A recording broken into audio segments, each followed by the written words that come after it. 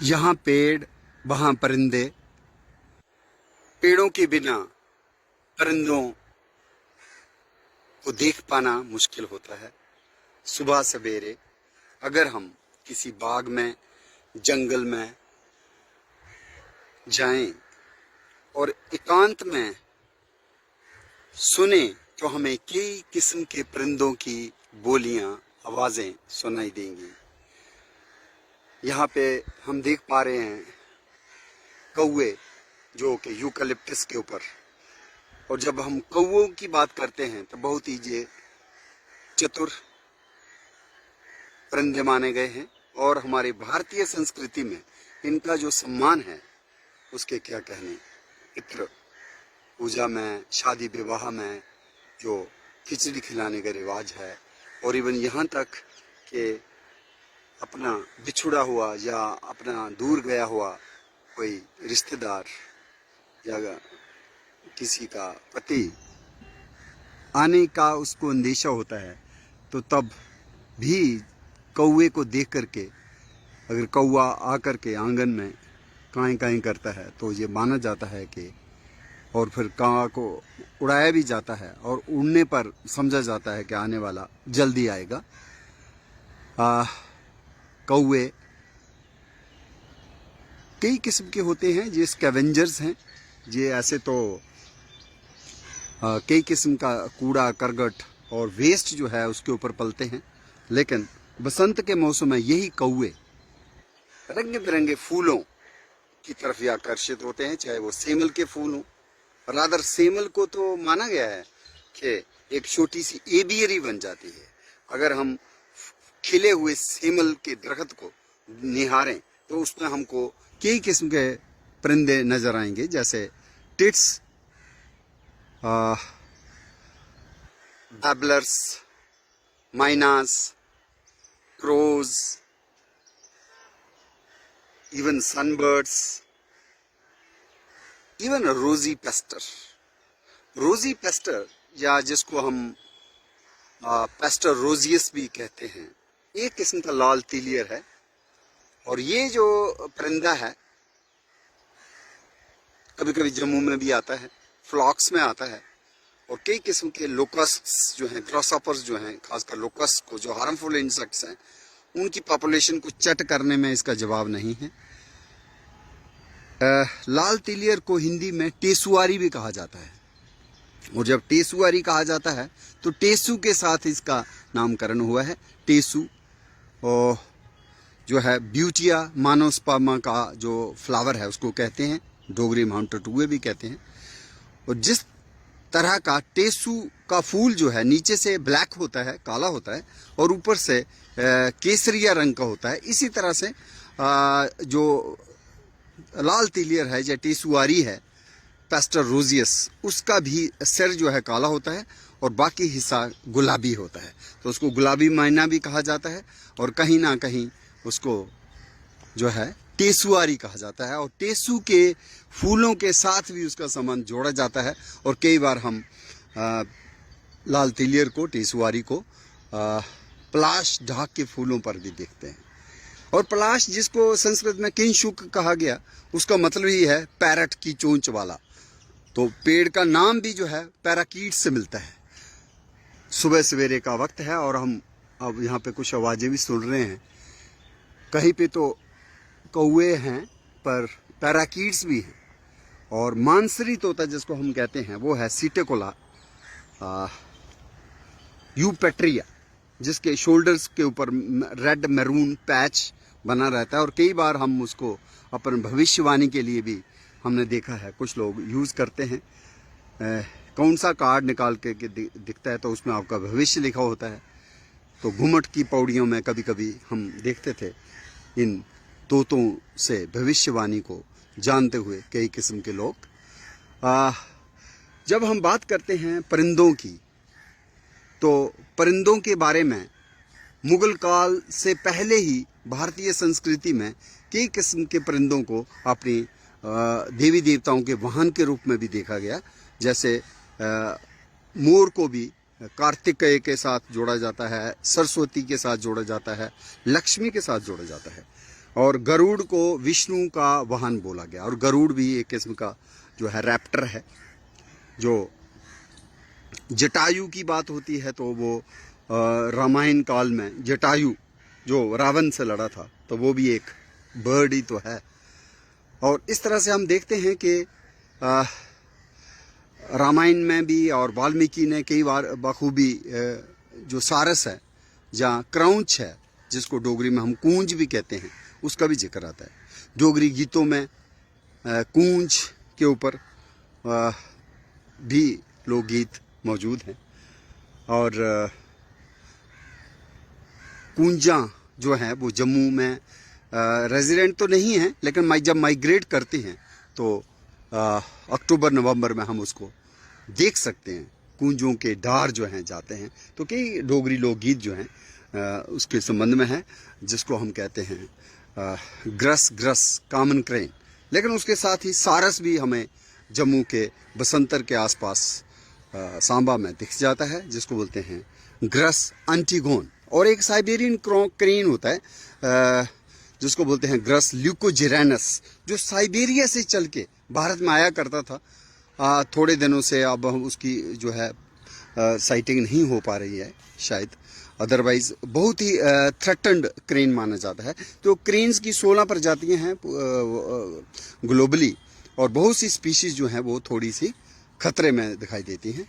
और चूंकि इनको एक स्पेसिफिक हैबिटेट चाहिए, तो हैबिटेट मॉडिफिकेशन या हैबिटेट फ्रैगमेंटेशन, जहाँ एग्रीकल्चर में जो हम एग्रोकेमिकल्स यूज़ करते हैं तो इनको अपना फूड नहीं मिल पाता है, और इसलिए भी ये कम होते जा रहे हैं। लेकिन सारस के बारे में भी हमारा जो भारतीय साहित्य है, जो डोगरी साहित्य है, उसमें उसका काफ़ी जिक्र होता है इन दुर्लभ परिंदों का। और ख़ासकर ये भी माना जाता है कि सारस जो है दंपति ऐसा पेयर बनाते हैं कि अगर एक पार्टनर मर जाता है या कहीं दूर चला जाता है तो दूसरा जो है वो गम में डूब जाता है। तो इस तरह की जो बातें हैं वो इन परिंदों से हमने सीखी हैं। अपनी संस्कृति में भी इनका जिक्र आता है। मुगल काल की ही बात करें तो बाबर ने भी कोयल्स के ऊपर बात की, बटेरों के ऊपर बात की।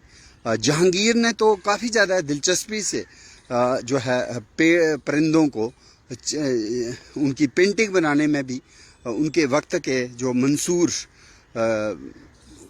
थे, मंसूर नाम के एक मुगल काल के पेंटर हुए, और उन्होंने कई किस्म के दुर्लभ परिंदों को जो है पेंटिंग उनकी बनाई। जैसे डोडो रैफस क्यूकुलेटस, एक किस्म का जो पिजन टाइप परिंदा था मॉरिशस में, जो 300 साल पहले विलुप्त हो गया, चला गया, आज वो नहीं है जिंदा।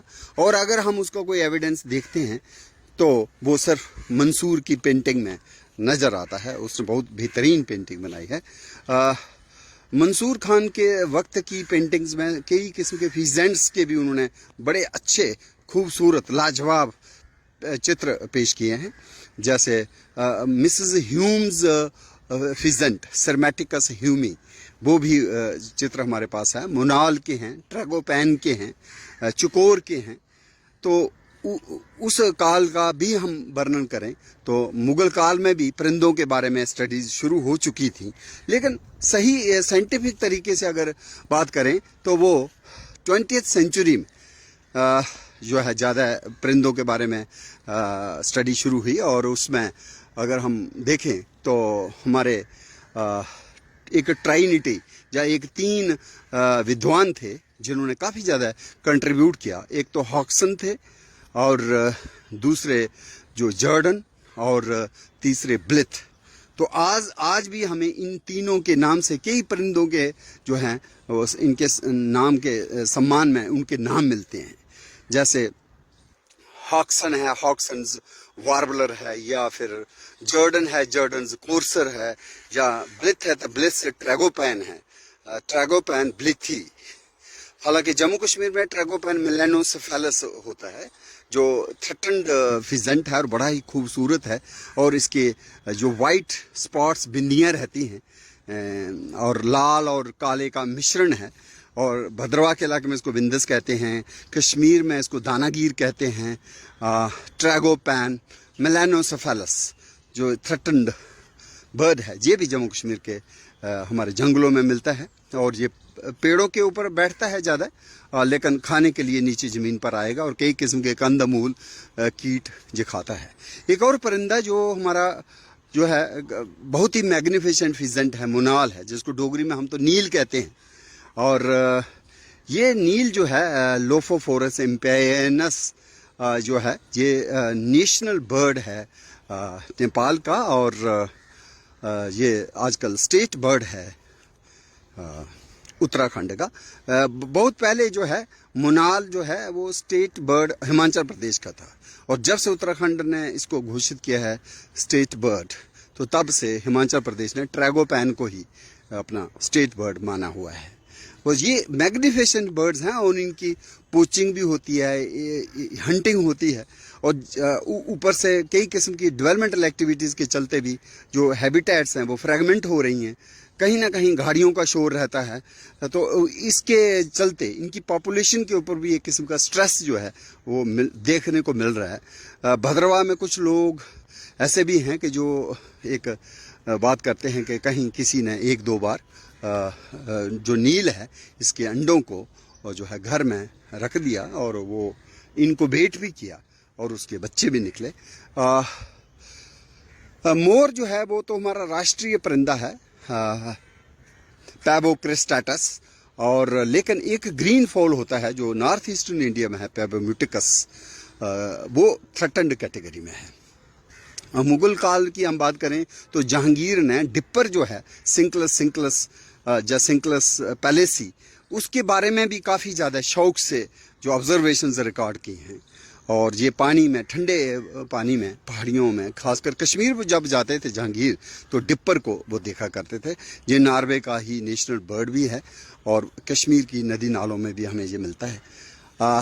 अगर हम जम्मू के घराना की बात करें तो विंटर के टाइम में कई किस्म के परिंदे जो हैं वो दूर से चल के सेंट्रल एशियन फ्लाईवे के रास्ते मंगोलिया से, साइबेरिया से, सेंट्रल एशियन कंट्री से घराना में आते हैं। खास करके वार हेडेड घीस है, गार्गेनी है, शॉबलर्स हैं, मेला, टील और कई किस्म के माइग्रेटरी बर्ड्स हमको देखने को मिलते हैं। और इसी प्रकार कश्मीर में होकरसर जो है वो जो हमारी एक रामसर वेटलैंड है, और वुलर में, वहाँ पे भी हम कई किस्म के माइग्रेटरी बर्ड्स को इन विंटर मंथ्स में देख सकते हैं। और ये परिंदों की बात जब हम करते हैं तो पेड़ों के साथ इनका ज़रूर जो है रिश्ता हो जो है वो भी उजागर करना ज़रूरी है। पेड़ों पर ही ये अपनी बहुत से परिंदे जो हैं नेस्टिंग करते हैं, जैसे इग्रेट्स हो गए, क्रोज हो गए, पेंटेड स्टॉर्क हो गया। चाहे खाने के लिए ये वेटलैंड्स में जाएंगे, लेकिन नेस्टिंग के लिए ये पेड़ों पर आएंगे, और रूस्ट करने के लिए भी, आराम करने के लिए भी। और कई किस्म के जो परिंदे हैं वो हमारे पेड़ों की ही ग़िज़ा को खाते हैं। तो तीन खास किस्म के परिंदे जो हैं फिग फ्रूट्स खाते हैं, जैसे बरगद, पीपल, गूलर, जिसको डोगरी में रुंबल भी कहते हैं। इन फिग स्पीशीज़ के ऊपर बारबैट्स आते हैं। बारबैट्स भी कई किस्म के हैं। अगर पहाड़ में हम जाएं, जम्मू कश्मीर के पहाड़ों में, डोगरा इलाके में, तो हमको एक ख़ास किस्म का बारबैट सुनाई पड़ता है मार्च, अप्रैल, मई में, जब बुरांस के फूल खिले होते हैं, और उसको कहते हैं त्रेऊ, और हिमाचल में म्योली भी कहा जाता है उसी परिंदे को। तो त्रेऊ त्रेऊ त्रेऊ करके बोलता है, वो है ग्रेट हिमालयन बारबैट, साइलोपोगान विरिडिस। ऐसे ही साइलोपोगान एशियाटिकस जो ब्लू थ्रोटेड बारबैट है वो भी मिलता है। कॉपर स्मिथ जो है उसको मेगालेमा हेमासफेला भी कहते हैं, या फिर जो बहुत ही कॉमन है, जम्मू में भी हमको मिल जाता है बारबैट, वो है साइलोपोगान जेलेनिकस। तो चूंकि इनकी बड़ी बड़ी बीक होती है और मूंछी जैसी विस्कर्स होते हैं, इसलिए कुछ लोग इसको लुगड़ू या गुजुरू भी कह देते हैं, लेकिन हिंदी में इसको बसंते कहा जाता है। ये परिंदे जो हैं फिग फ्रूट्स खाते हैं और उसके बहुत शौकीन हैं। इसी तरह से और परिंदे जो हैं वो ग्रीन पिजन्स हैं। ग्रीन पिजन जो हैं वो ट्रीरान जीनस में हैं और माना जाता है कभी ज़मीन पे नहीं बैठते। ऐसा तो नहीं है, कभी कभार ज़मीन में भी बैठते हैं, अक्सर इनको पेड़ों पर ही देखा जाता है। इसलिए कहा जाता है कि अगर ज़मीन पे भी बैठना हो तो एक लकड़ी जो है अपने पंजों में ये पकड़ के बैठता है। मतलब कहने का है कि ज़्यादा इसका वक्त जो है पेड़ों पर ही व्यतीत होता है, चाहे वो खाने पीने के लिए, चाहे नेस्टिंग के लिए। तो ये ग्रीन पिजन जो है जम्मू के शहर में भी, सिटी में भी हमको दिखाई देते हैं। जैसे हमारा येलो फुटेड ग्रीन पिजन है, ट्रीरान फर्निकोप्टेरस। लेकिन दूसरा जो है एक है बेज टेल्ड ग्रीन पिजन, वो ट्रीरान सफेन्यूरा, वो भी मिलता है जम्मू कश्मीर में। तो ये जो बारबेट्स के साथ साथ जो ग्रीन पिजन्स हैं, ये भी फ्रूगीवोरस बर्ड्स हैं। इनको भी अंजीर खाने बहुत पसंद हैं, पीपल हो, बरगद हो, गूलर हो। पीपल जो है फाइकस रिलीजियोसा, बरगद जो है फाइकस बेंगालेंसिस, और रुम्बल जो है, गूलर जो है फाइकस जिसको कहते हैं रेसमोसा, क्लस्टर फिग ट्री। तो ये बहुत इंपॉर्टेंट की स्टोन स्पीशीज मानी गई, जो बहुत ज़्यादा इनको आश्रय देती हैं परिंदों को। खासकर साउथ इंडिया में चले जाएं तो इन्हीं परिंदों के ऊपर हमें ट्रोगान्स भी दिखाई देते हैं। इवन जो खास किस्म के रैकेट टेल ड्रांगो जो है, वो भी मुगल काल में, उसके बारे में भी काफ़ी मालूमात थी हमें। एक खास किस्म का ड्रांगो है, कोतवाल है, जिसकी टेल जो है रैकेट टेल की है, जिसको डाइक्रोरस पैराडीजियस भी कहते हैं। तो वो हमें साउथ इंडिया में मिलता है, जम्मू में तो वो नहीं है। जम्मू वाला जो कोतवाल है, जहाँ उसको डौए दी लांट भी कहते हैं, काले रंग का एक परिंदा है जिसकी दुम जो है कंची की तरह होती है, आंखें बड़ी लाल होती हैं, और उसको माना जाता है कि जंगल में अगर आग लगी हो तो वहाँ पे जाके जो कीट पतंगे हैं जो अभी पूरी तरह से मरे नहीं होते हैं, चाहे मर भी गए हों, उनको भी खाने का, गरम गरम राख से निकाल करके खाने का जो हिम्मत है वो इस कोतवाल में होती है, डाइक्रोरस मैक्रोसर्कस। इसी तरह से जब हम बात कर रहे थे कि अंजीरों को खाने के शौकीन बारबेट्स हैं, फिर ग्रीन पिजन्स हैं, एक तीसरा ग्रुप ऑफ बर्ड्स भी है जो इन अंजीरों को खाना बहुत पसंद करता है, वो है हॉर्नबिल्स। नागालैंड में किसामा एक जगह है, वहाँ पे हॉर्नबिल फेस्टिवल होता है दिसंबर में, एक एनुअल फीचर है। और वहाँ के ट्राइबल कल्चर में बहुत पहले इनके जो फैदर्स हैं उसको भी हेड गियर में लगाने का एक रिवाज था, चलन था। लेकिन आजकल चूंकि जी वाइल्ड लाइफ कम होती जा रही है और अब अंकुश है वाइल्ड लाइफ प्रोटेक्शन एक्ट के तहत, तो रिस्ट्रिक्शंस होने के नाते अब वो सिंथेटिक ही फैदर्स उसके लगाते हैं। लेकिन हॉर्नबिल फेस्टिवल अभी भी होता है ये उत्सव। तो खास परिंदा हॉर्नबिल, जिसका नाम ही हॉर्नबिल है, बिल के ऊपर जैसा सींग जैसा बुड्डी स्ट्रक्चर रहता है, इसलिए इसको कहते हैं हॉर्नबिल। डोगरी में हम डुआ कहते हैं। जम्मू में एक ही जो है हमें देखता है, उसको कहते हैं grey hornbill, Indian grey hornbill, Ocyceros birostris, जो कि हमें जम्मू यूनिवर्सिटी के पीपल के ऊपर, बरगद के ऊपर, और इवन कभी कभी तो हमें ये जो यूकलिप्टस है इसके ऊपर भी बैठा हुआ दिखाई देता है। आज अभी तो हम नहीं देख पाए, अभी तो कौवे ही इस पे नज़र आ रहे हैं। और जिसको ढुआ कहते हैं, इनकी खास बात क्या है कि पेड़ों के होल में ये मादा बैठ जाती है और मेल जो है उसका पूरा जो है उसको बंद कर देता है। सिर्फ थोड़ा सा हिस्सा जहाँ से उसकी चोंच बाहर निकल सके उतना सा सुराख छोड़ता है और उसी के अंदर वो अंडे ले करती है। और ये हस्बैंड का ही काम होता है कि उसका पूरी तरह से जब तक 21 दिन पूरे ना हो जाएं और अंडे से बच्चे ना निकल जाएं तब तक उसको खाना खिलाना पिलाना। और इसी के चलते चूंकि फीमेल जो मादा बैठी रहती है तो काफ़ी मोटी होके बाहर निकलती है, और मेल जो है चूंकि उसको बहुत दौड़ना पड़ता है तो वो बहुत ही कमज़ोर जैसा लगता है। तो ये एक ऐसी बातें हैं, ऐसी ये हमारे ग्रेट ऑर्निथोलॉजिस्ट जो इंडिया के हुए, उन्होंने हमें ये इनके बारे में इतनी मालूमात दी हुई है। और इस तरह से अगर हम बात करें तो कई किस्म के जो परिंदे हैं उनकी जो है हमारे भारत में उनका चर्चा भी होता है, और हमको भी याद होना चाहिए ये परिंदे कितने इम्पोर्टेंट हैं। आज 11 नवंबर है और कल होगी 12 नवंबर।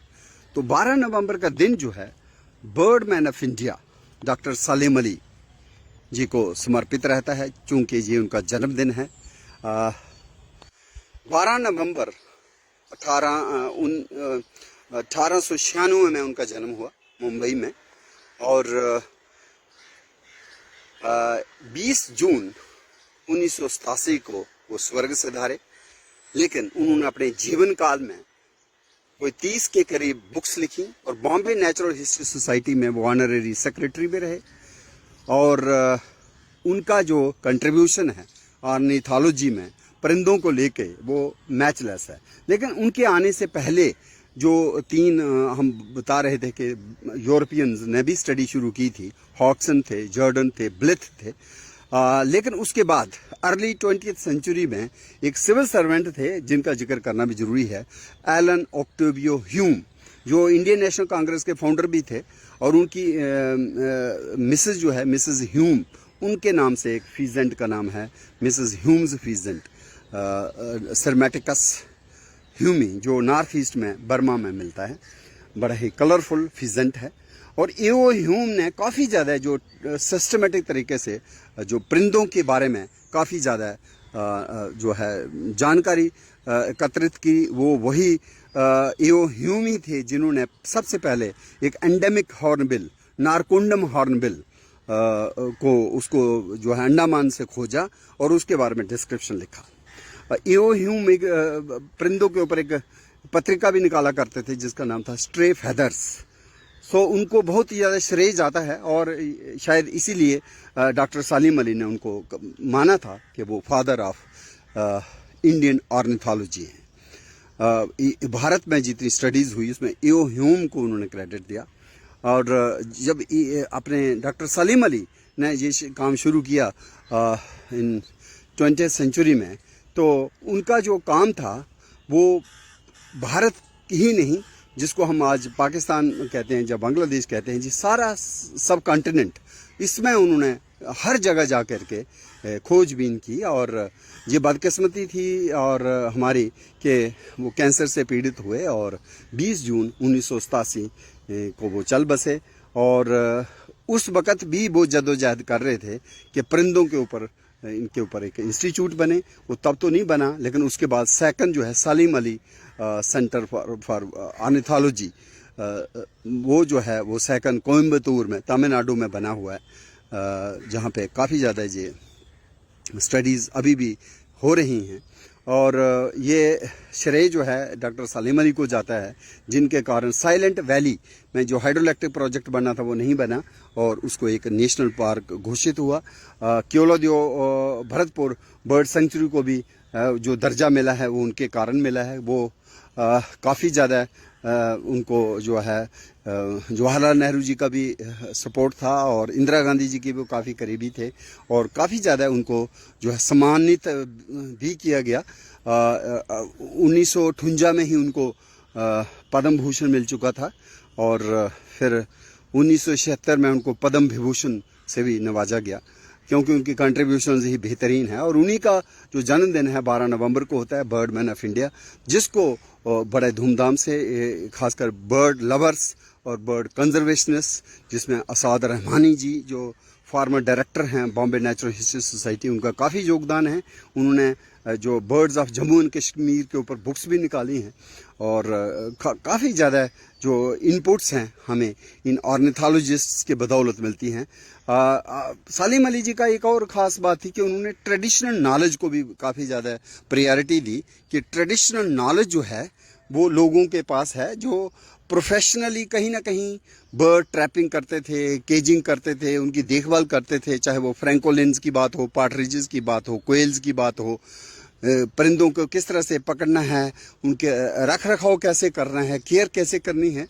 तो ये जो लोग हैं, जब बहेलियाज जो होते थे, they are very professional trainers कि बर्ड्स को कैसे ट्रैप करना है, स्टडी के लिए या दूसरे पर्पज़ के लिए उनको करने के लिए। लेकिन चूंकि वाइल्ड लाइफ प्रोटेक्शन एक्ट की रिस्ट्रिक्शंस के चलते अब चूंकि उनका प्रोफेशन बंद हो गया है, तो कई बार उनका ये कहना भी था कि इनको जो है जूज़ में, चिड़ियाघरों में और जो रिसर्च सेंटर्स हैं वहाँ पे इनको जो है नौकरी देनी चाहिए, वहाँ इनकी जो एक्सपर्टीज़ है उसको यूटिलाइज़ करना चाहिए। तो असाद रहमानी साहब ने भी कई बार जब वो जाते हैं अपने फील्ड स्टडीज़ में तो इन लोगों को जो है अपने साथ रखते हैं, क्योंकि उनका जो खास एक नॉलेज है, ट्रेडिशनल नॉलेज। तो जम्मू के संदर्भ में भी जब हम बात करते हैं तो जो सलीम अली जी के 10 वॉल्यूम एडिशन है birds of India and Pakistan, कहीं ना कहीं बदकिस्मती से उसमें डोगरी नाम नज़र नहीं आया, पता नहीं क्यों, जबकि डोगरी के भी बड़े।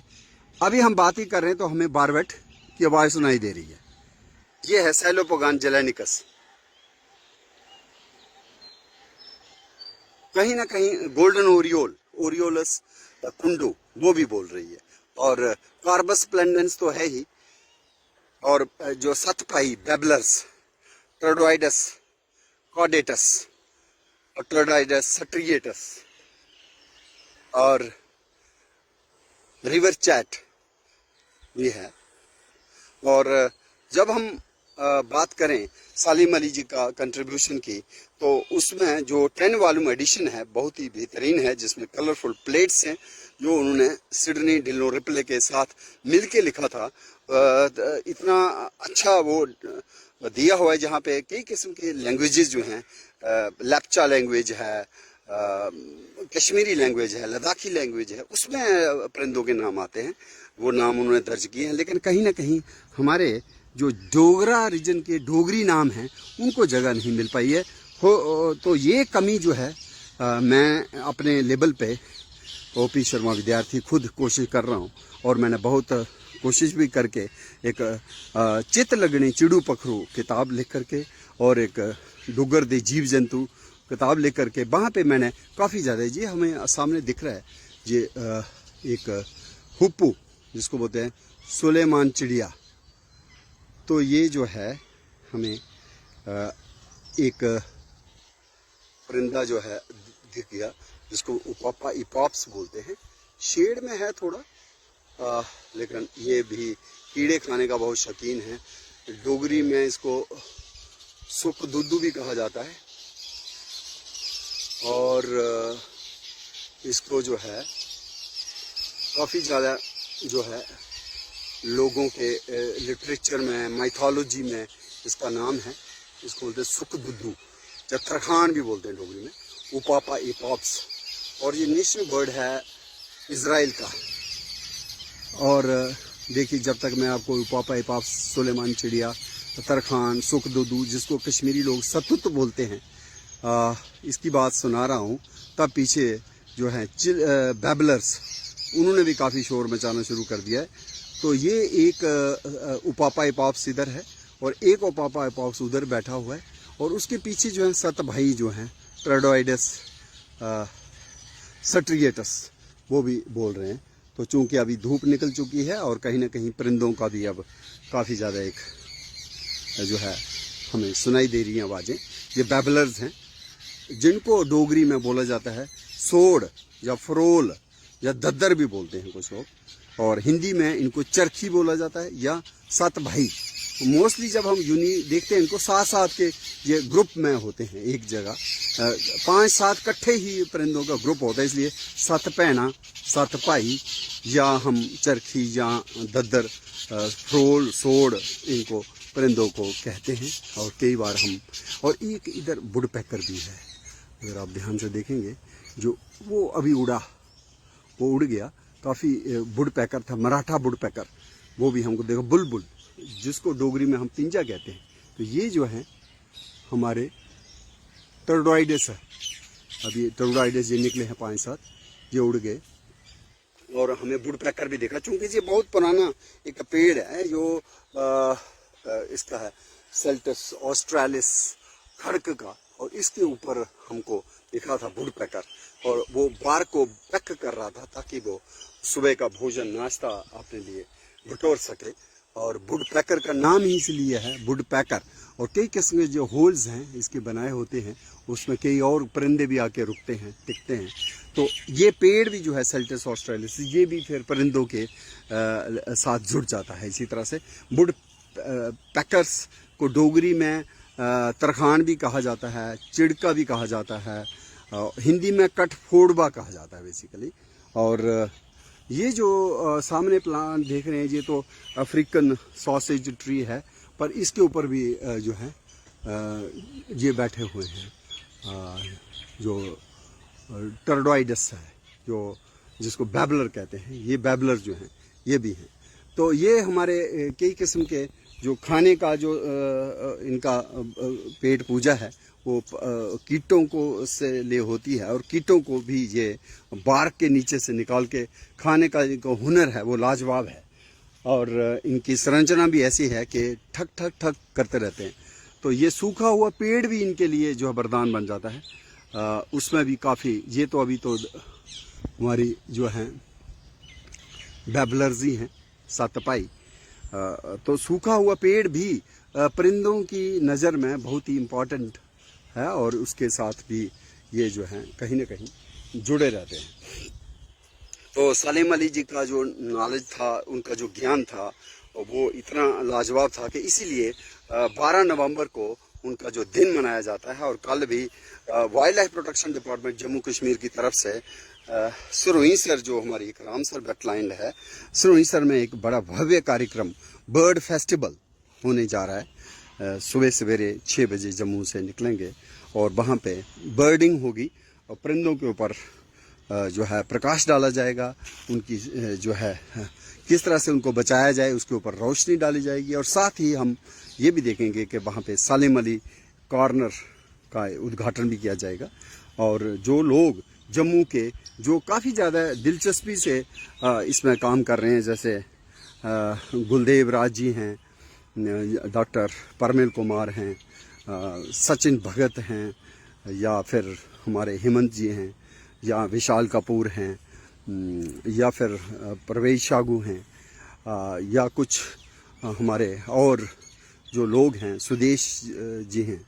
और ये सारे लोग जो हैं जिन्होंने पिछले 2-4 सालों में इतना ज़्यादा किया कि जब पहले हम कहते थे कि 300 के करीब जम्मू कश्मीर में परिंदे हैं, और इन्होंने लगातार जो है ई बर्ड वेबसाइट में जो अपलोड करते हुए और ये रेगुलर जो साइटिंग करते हुए इन्होंने इस नंबर को 600 से ऊपर पहुंचा दिया है कि 600 के करीब जो परिंदे हैं वो जम्मू कश्मीर में खोजे गए हैं। और उसमें से बहुत से दुर्लभ परिंदे जिनके बारे में हम ज़्यादा नहीं पता था जम्मू वालों को, जैसे ऑरेंज हेडेड थ्रश है, जूथिरा सिट्राइना, वो भी हमारे रायका एनवायरनमेंट पार्क में देखा गया है। और इसी तरह से पिट्टा जो है तेलुगु भाषा का नाम है। और वो देखिए किंगफिशर, अभी ये उड़ा किंगफिशर, और वहाँ जाके ये कटहल का प्लांट है एल्टोकार्पस हेट्रोफिलस, उसके ऊपर जाके बैठा। बहुत ही बेहतरीन शानदार डार्क ब्लू कलर्ड का ये इसके पंख होते हैं। तो ये जो है किंगफिशर जो है एल्सिडो एथिस है, और नहीं ये वाला है वाइट ब्रेस्टेड हेल्सियान समाइरेंसिस है। और दिख भी रहा है इन पेड़ों के पत्तियों के अंदर वाइट इसकी वो दिख रही है हमें जो है थ्रोट, छाती। तो ये जो है मछलियाँ खाने वाला है, इसलिए नाम इसका किंगफिशर है। मच्छमार भी हम इसको डोगरी में कहते हैं। तो ये जो परिंदा है ये भी हमें दिख रहा है कि ये देखो खा किए गए उसके बाद पेड़ों में ही विश्राम कर रहा है। तो ये एक ख़ास बात होती है कि ये परिंदे चाहे खाने को कहीं वेटलैंड्स में जाएं, तालाब में जाएं, लेकिन कहीं ना कहीं फिर ये जो है विश्राम करने के लिए पेड़ों में भी आते हैं। तो ये देखो इसकी चोंच भी दिख रही है, हम देख पा रहे हैं। ये है हेल्सियान समाइरेंसिस किंगफिशर, जो इस वक्त कटहल के पेड़ के ऊपर बैठा हुआ है। और ये इसकी खासियत है कि वाइट इसका ब्रेस्ट रहता है, थ्रोट वाइट थ्रोटेड किंगफिशर। तो 3 किस्म के किंगफिशर्स होते हैं, ट्री किंगफिशर्स, रिवर किंगफिशर जिसमें सराइल रूडिस होता है वो होता है, लेकिन ये वाला जो है हेल्साइन समाइरेंसिस जो किंगफिशर, औडिल्ला भी इसको हिंदी में कहा जाता है। तो ये हम दिख रहे हैं इस वक्त कटहल के पेड़ के ऊपर बैठा हुआ है। तो ये सलीम अली जी को याद करते हुए हम आज की जो एवियन ट्री टॉक है, इसका जो नंबर है वो 1260 वाला है। तो 1260th avian tree talk dedicated to the bird man of India Dr. Salem Ali ji, who contributed a lot in understanding the bird diversity, bird morphology, bird behavior and endemism. तो भारत में कई endemic birds हैं, जैसे हमारे bustards हैं. Great Indian bustard जो राजस्थान का state bird है, काफ़ी क्रिटिकली इंडेंजर्ड है, ग्रॉसलैंड्स में होता है और 200-300 ही इसके इंडिविजुअल्स बचे हैं. Part of Maharashtra, part of Karnataka and Rajasthan and part of Gujarat also. इसी तरह से जो लेसर फ्लोरिकन है, जो मुगल काल में काफ़ी ज़्यादा उसके बारे में लोगों को उसने लुभाया भी और काफ़ी उसकी स्टडी भी हुई. उसको लेसर फ्लोरिकन कहते हैं, सेफियोटाइडिस इंडिका. या खड़मोर भी कुछ लोग कहते हैं, या छोटा चरित्र. और इसी तरह से बंगाल फ्लोरिकन, जो बंगाल चरित्र है, वो भी जो है हमारे भारत में होता है, और लेकिन थ्रेटन्ड कैटेगरी में माना जाता है.